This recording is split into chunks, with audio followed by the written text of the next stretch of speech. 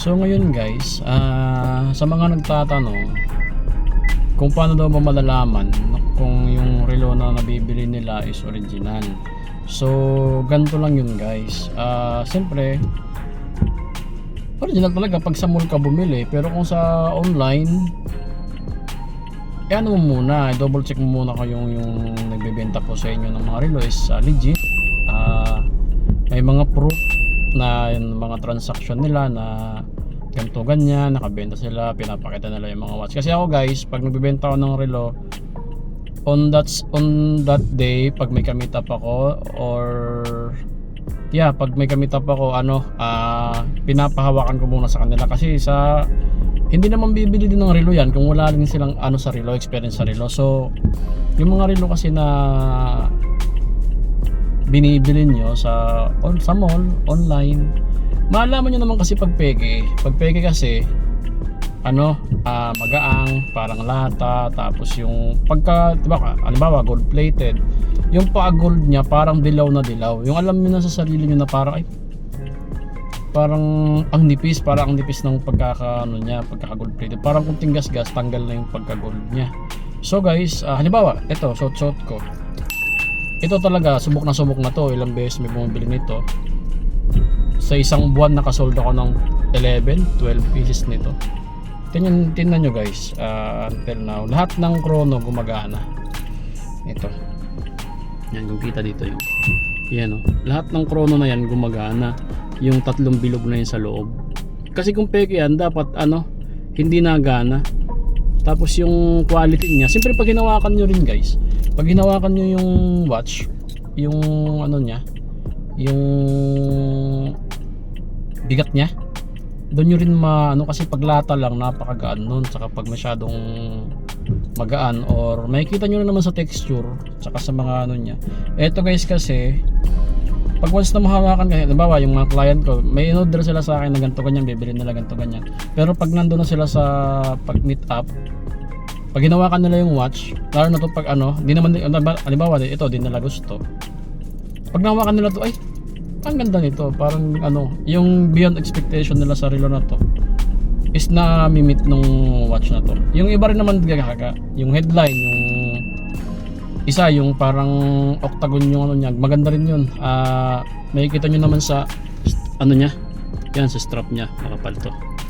Tsaka yung dito, yung mga nakasulat dito dapat naka-indicate lahat yan, like yung brand, tapos yung logo, and then yung basta dito lahat sa makikita nyo. Pag peke kasi halos nakalagay lang stainless steel, wala siya yung mismong logo, yung reference number, importante reference number, dapat makikita yung dito. Like this one, stainless steel, water resistant,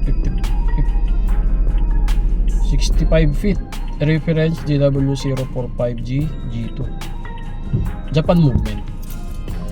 Kaya yung quality, Japan kaya yung quality nito talagang maganda.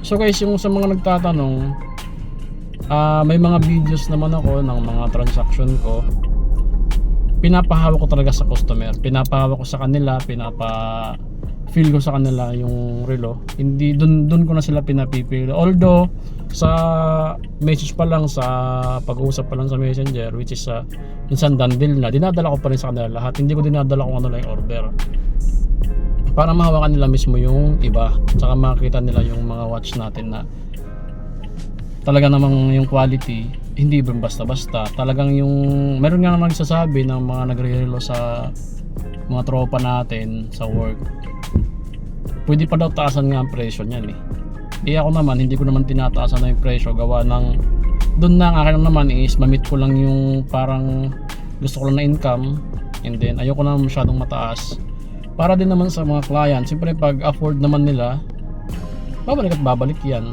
Hindi ko na tinataasan ng presyo, kasi kung tataasan ko ng presyo, parang wala na rin pinagkaiba sa mall nun. Although mas mahal din talaga sa mall, kasi sa mall andyan na lahat ng bayarin dyan. Akin, pag nakipagkita ka sa akin, nakapili ka, yun na yung babayaran mo. Kung ano napag-usapan, yun ang babayaran mo. Ganun lang naman yun guys. Sa pagtitingin sa relo, yun lang naman yung unang-una, i-feel mo yung hawakan mo, ma-feel mo na siya na Hindi din talaga basta-basta, hindi parang lata, hindi parang mga ganun. Tapos yung reference number, dapat naka-indicate din dun lahat dun sa relo. Tapos kung chronograph yung bibili nyo, siyempre dapat lahat nagana yun. Ganun lang naman yun. Pati yung sa strap, siyempre yung sa, alam mo, may strap.